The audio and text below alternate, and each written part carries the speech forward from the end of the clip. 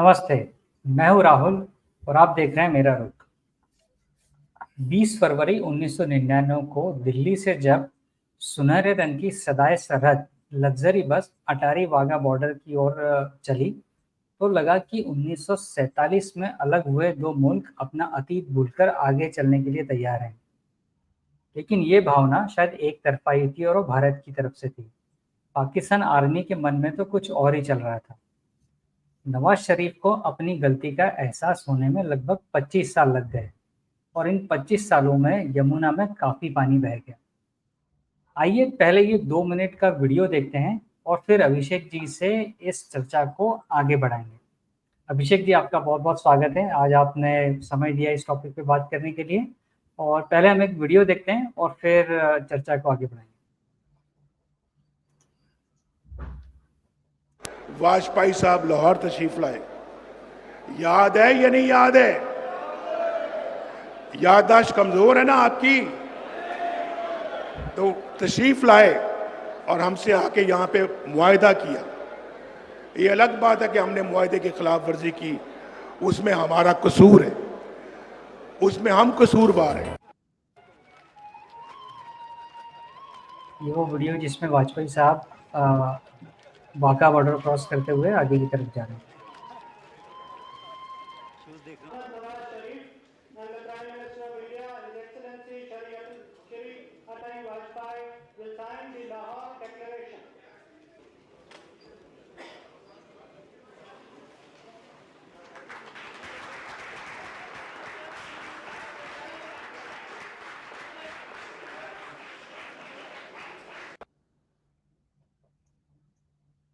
जी, ये बात है करीब 20 फरवरी की और लगभग इसके 2.5 से 3 महीने बाद क्या हुआ वो इतिहास गवाह है। तो नवाज शरीफ की क्या अंतरात्मा जाग गई या फिर क्या हुआ, उनको इतने 25 साल बाद क्यों याद आया? बड़ा अच्छा क्वेश्चन किया आपने राहुल जी। देखिए, ऐसा है कि नवाज शरीफ उस दर्द को अच्छे से समझ सकते हैं जो दर्द इंडिया को पाकिस्तान ने पहुंचाया है, और वो दर्द है धोखा का, बिट्रेयल का, प्रिटेंड कर कहना कुछ और करने कुछ का। पाकिस्तान का निर्माण जब से हुआ है, उन्होंने समहाउ डुप्लिसिटी को, लाइज को, प्रोपोगेंडा को एक अपना चरित्र बना लिया है। लोगों पे आप भरोसा नहीं कर सकते, और ये बात ऐसा नहीं कि वो सिर्फ पाकिस्तान के लिए करते हैं, अरे भारत के लिए करते हैं, वो सबके साथ यही करते हैं। उनका ये जो उनके जो मोरालिटी में ये चला गया है कि अपनी बात को करने के लिए या उसको उसको मनवाने के लिए कोई भी तरीका जायज है।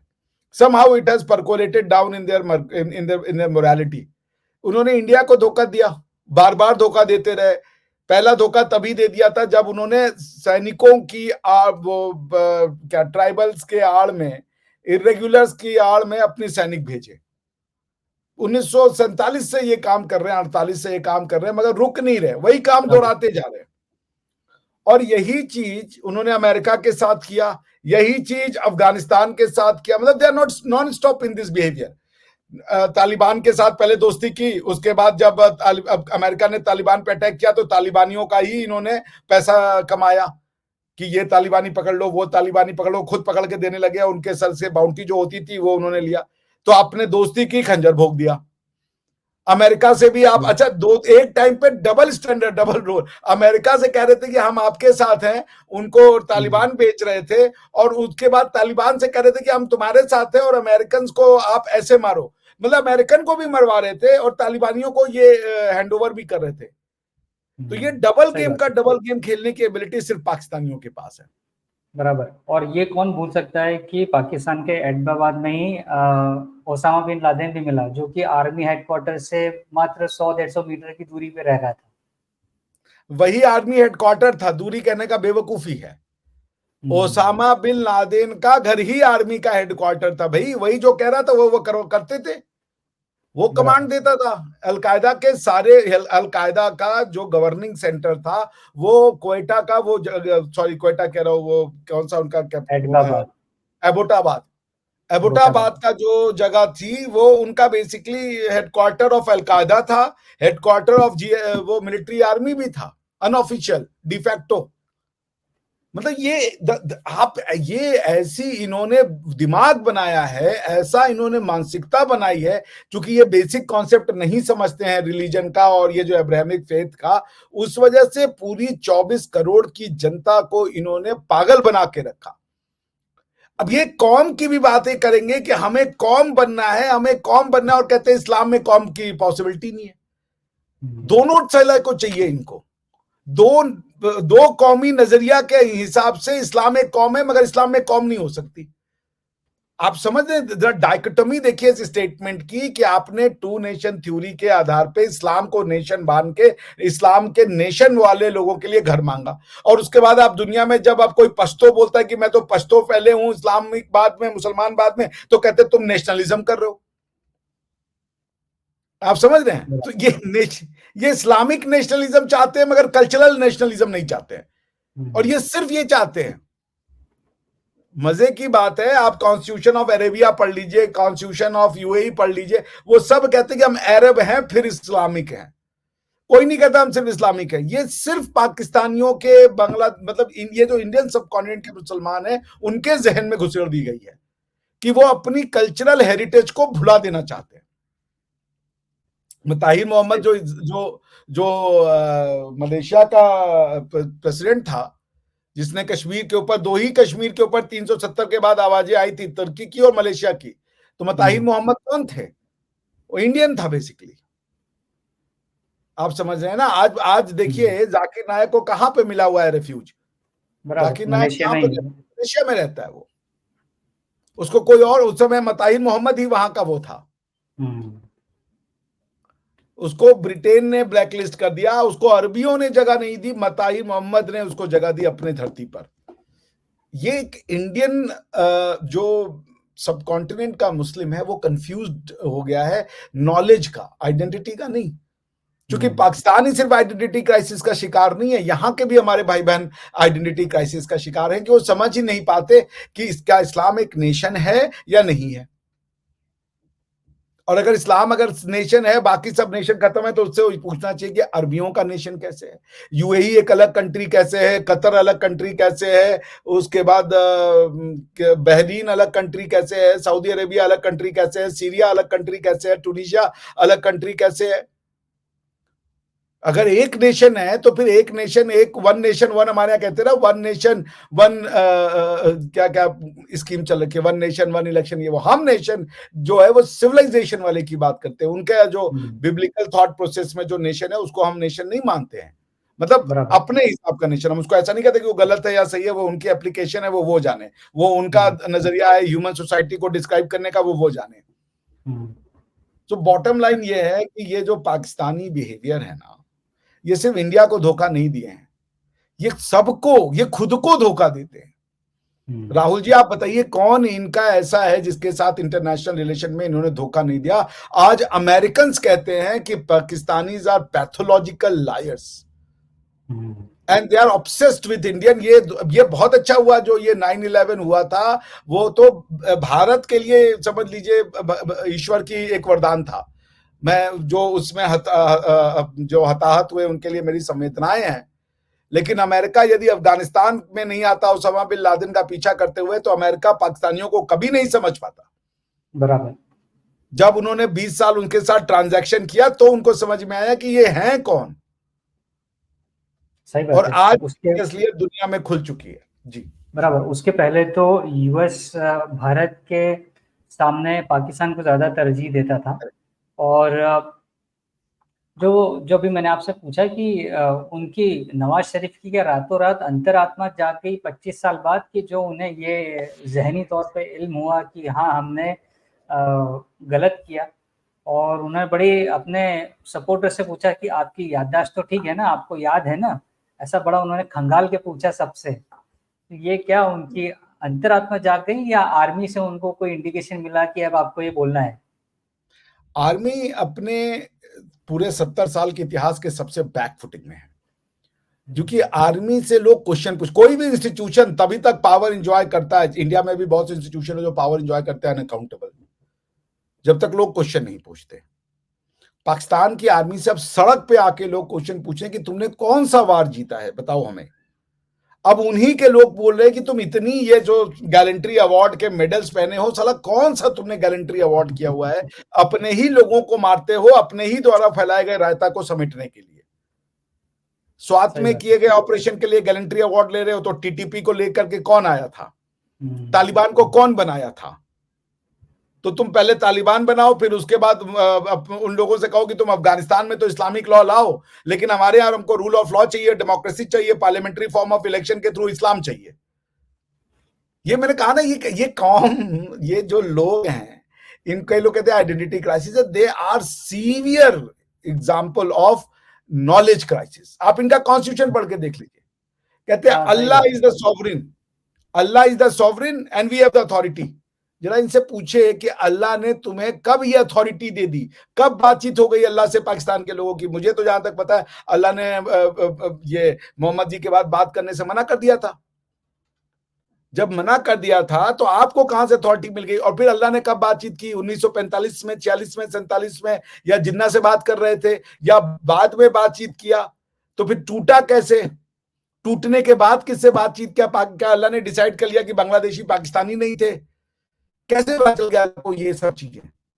कौन सी भाषा में मैंने आपसे बातचीत कर ली? और आप कह रहे हो कि through the authority sacred trust. भाई सैक्रेड ट्रस्ट कोई देगा तब तो होगा ना। क्या मुसलमानों को ये ट्रस्ट दिया अल्लाह ने इस रीजन में? तो भारत के मुसलमानों को दिया कि नहीं दिया अल्लाह ने? So these people have no understanding of knowledge. कोई नॉलेज से इनको मतलब नहीं है। ये अपने दिमाग के फुतुहात को नॉलेज समझते हैं। इनके कुछ स्ट्रीट स्मार्ट आंसर्स क्वेश्चंस है जिसमें कि ये, और वो भी इनके नहीं है, कम्युनिस्टों ने इनको पकड़ाए हैं।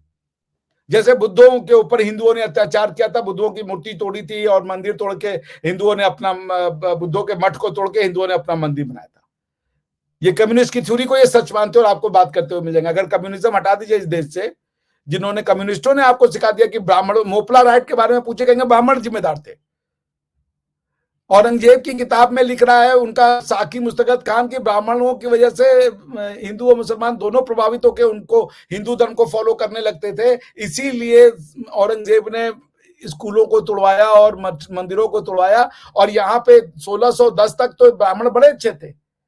1610 के बाद ब्राह्मण बुरे होने शुरू हो गए इस देश में, जब से कम्युनिस्टों को यह आदत पता चली। आप किसी कम्युनिस्ट से पूछिए कि इस्लाम का क्या कोई कुछ गलत हुआ है इस्लाम की वजह से देश में, कहेंगे नहीं, लेकिन ब्राह्मणों ने सारा पाप कर दिया है। आप पूछिए उनसे कि ब्राह्मण सबसे खराब लोग थे हर चीज के लिए। मेरे मित्र बता रहे थे कि बांग्लादेश जो भारत का डिवीजन हुआ था बंगालियों में, उसका कारण भी ब्राह्मण थे, क्योंकि जो ब्राह्मण वो हुआ करते थे, क्या नाम है, जमींदार, वो मुसलमानों पे बड़ा जुल्म करते थे। अगर उनसे पूछे क्या किसी मुसलमान ने ब्राह्मण पे जुल्म किया, बोले, या किसी हिंदू पे जुल्म किया, कहेंगे नहीं। अच्छा उनसे पूछे चलिए ब्राह्मणों ने जुल्म किया होगा तो क्या मुसलमान अभी हिंदुओं पे जुल्म कर रहे हैं वहां पे बांग्लादेश में? उनकी पॉपुलेशन कैसे खत्म हो रही है? क्या अभी तक बदला ले रहे हैं? पाकिस्तान में कैसे पॉपुलेशन खत्म हो गई? इसका कोई जवाब नहीं है। सही बात है। पॉइंट ये कि नवाज शरीफ साहब को ये जो आपने प्रश्न पूछा, I coming to that, Nawaz Sharif साहब भी उसी धोखे का शिकार हुए हैं। जो धोखा उनको दिया गया कि तुम बात करो अटल बिहारी वाजपेयी साहब से, और फिर उधर से पीछे से सोचिए ऑपरेशन हो रहा था, उसके बाद इनका तख्ता पलट हुआ। उसके बाद इनको अगर सऊदी अरेबिया ने हाथ जोड़ के नहीं रोका होता और सऊदी अरेबिया के कहने पे ये बच गए, इनको एग्जाइल में जाना पड़ा। आप सोचिए जरा, तो धोखा क्या होता है इनसे ज्यादा कौन जाने।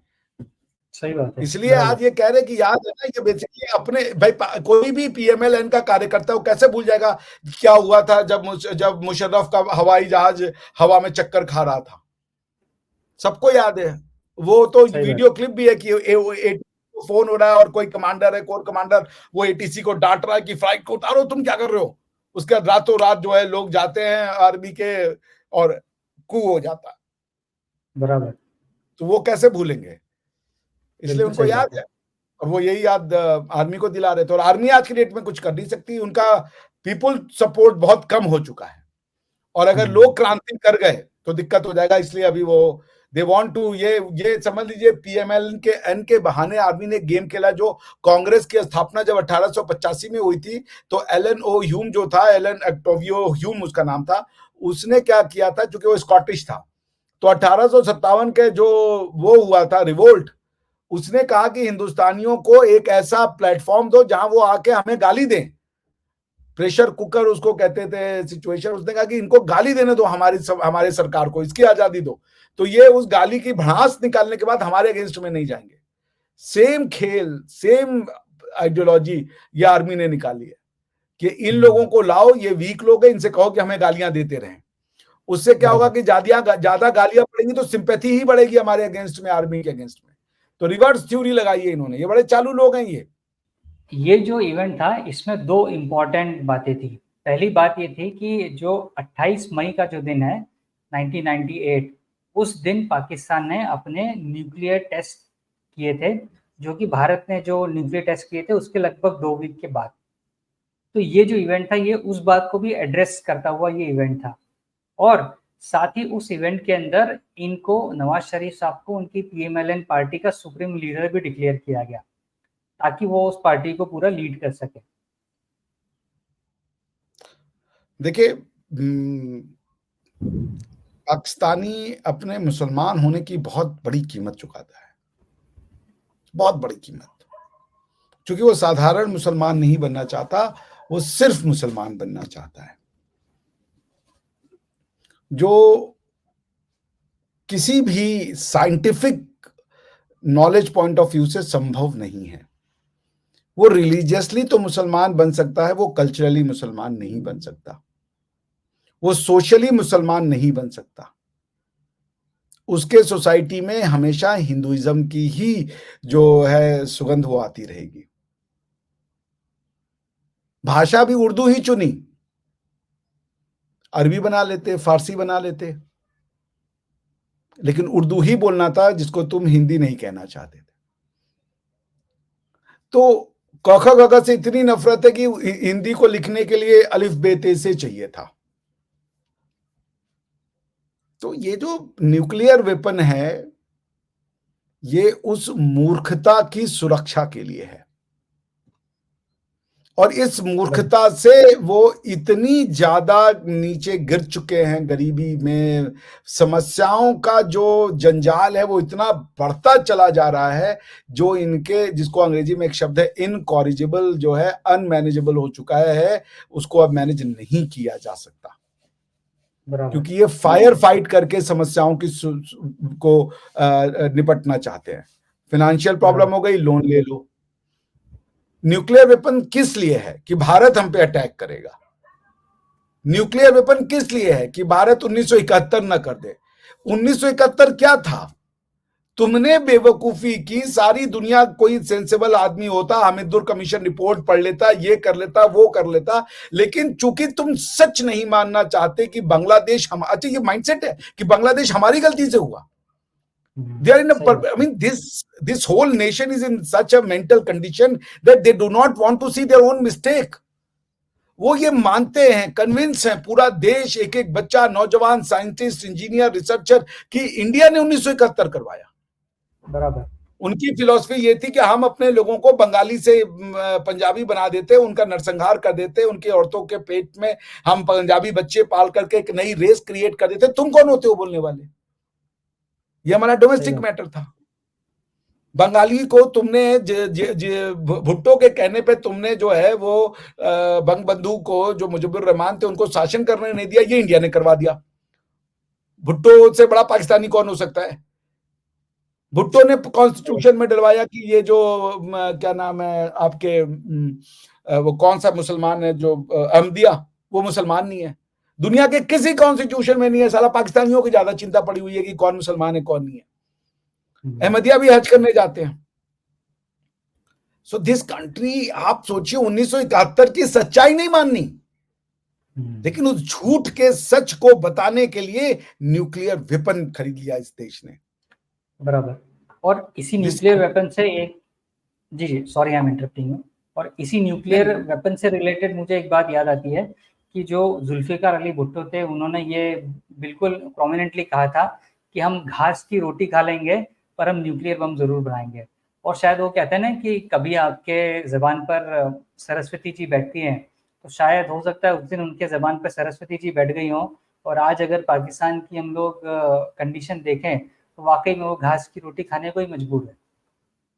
मैं थोड़ा सा, आपकी बात सही है, मगर थोड़ा सा मैं इसको डिफरेंटली देखता हूँ।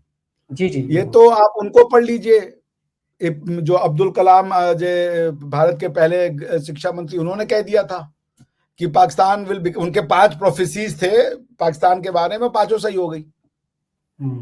बिकॉज ये कंट्री को समझ ही नहीं है कि हम, वो मुसलमान होने की जिद तो ठीक है, मगर हिंदू ना होने का जो मूर्खता है वो उनको बर्बाद करता है।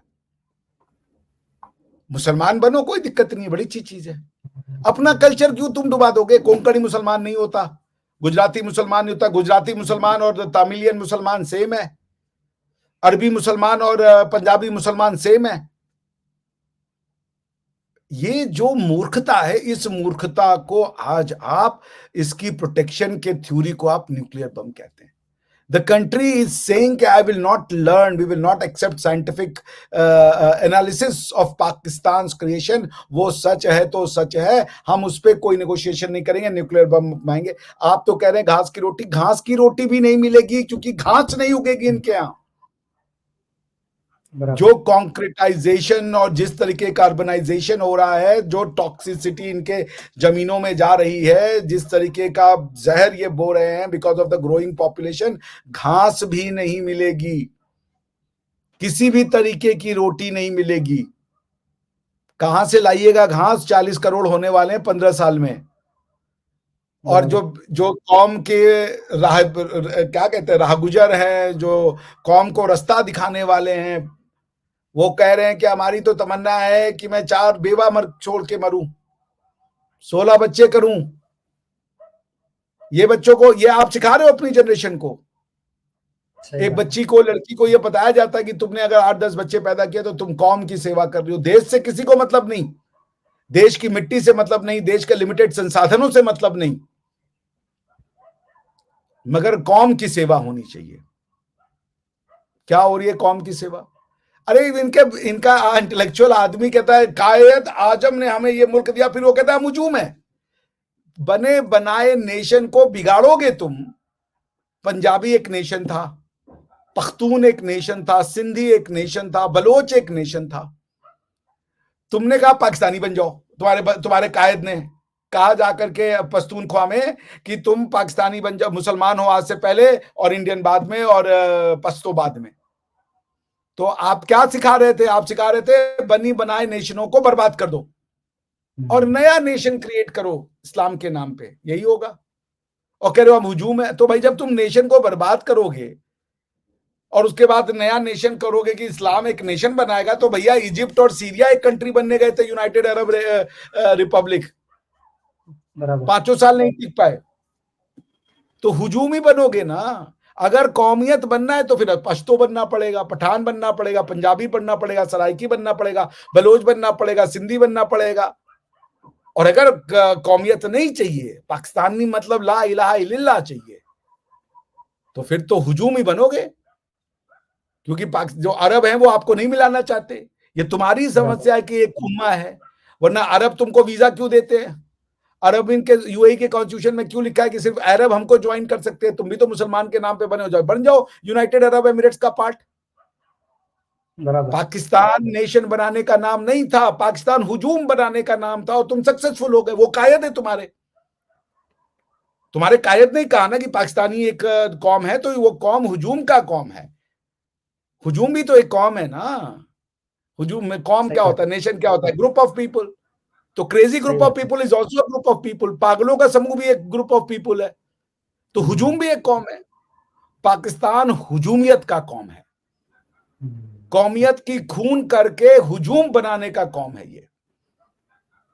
This country is the antithesis of knowledge, antithesis of scientific temperament, antithesis of anything which is comprehensive, which is coherent.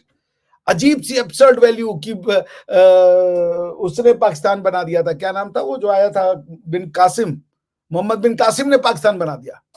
ये थ्योरी तुम दे रहे हो और तुम सोचो रहे हो कि वो अब तुम्हारा आइडियोलॉग मुगल है, चलो मुगलों को मानो, मगर तुमने बाकी सबको मिटा दिया, बाकी सबको, तुम्हारी आइडेंटिटी खत्म हुई। तुम्हारी आइडेंटिटी जो है वो मुश्किल से 500 साल पुरानी है, क्योंकि मुगल तो इस देश में आए ही 1507 में। बराबर। तो तुम 500 साल पुराने हो, 500 साल में भी तुम जो है अनफॉर्चुनेटली 430 साल तो एज एन इंडियन रहे हो। बराबर। अब तुमको समझ में नहीं आ रहा कि शादियों में हम अरबी की तरह शादी करें, मलय की शादी करें, किस तरीके की। वो तो सफेद वो कपड़े पहनते हैं भैया, कबूल है कहते हैं, बस वलीमा हो जाता है, खेल खत्म। तुम यहाँ पे हल्दी लगाए पड़े हो, संगीत भी गाए पड़े हो, उसके बाद जो है वो बल्ले बल्ले भी किए पड़े हो, पंगड़ा भी पाना, फिर हिंदुस्तानी भी नहीं। मैं एक फिल्म देख रहा था उनकी, वो कह रहे इस देश में हिंदुस्तान घुस आया है। अबे बेवकूफ, हिंदुस्तान में तुम घुस आए हो, वो हिंदुस्तान था, घुसे तुम हो, इन्वेडर तुम हो। वो उनका एक पत्रकार है यार, वो हम क्या नाम है वो, जिसने अभी वो कहा था कि प्रधानमंत्री मोदी को कि ये अरबों को गाली दे रहे थे, जबकि वो अर्बन नक्सलाइट की बात कर रहे थे, तो वो अर्बन नक्सलाइट की बात कर रहा था।